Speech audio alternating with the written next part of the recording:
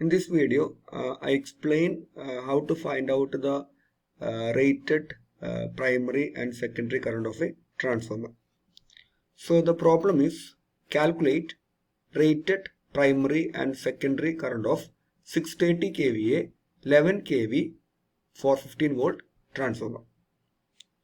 So the given data are the capacity of transformer capacity, that is 630 kVA, voltage rating 11 kV bar for 15 volt. That means the primary side voltage is 11 kV and secondary side of voltage of transformer is 415 volt.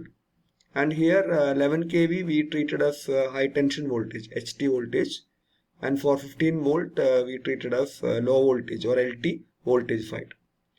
So the primary side or HT side calculation.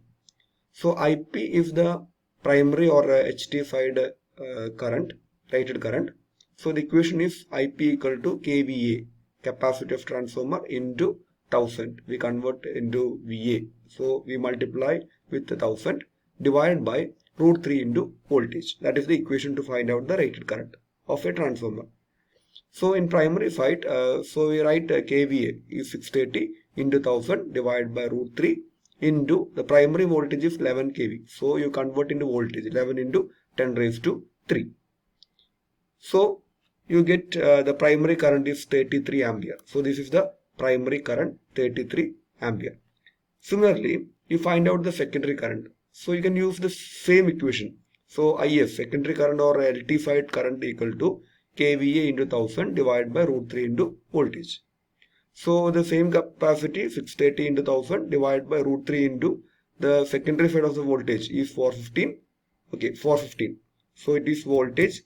It is given in voltage. So root 3 into 415.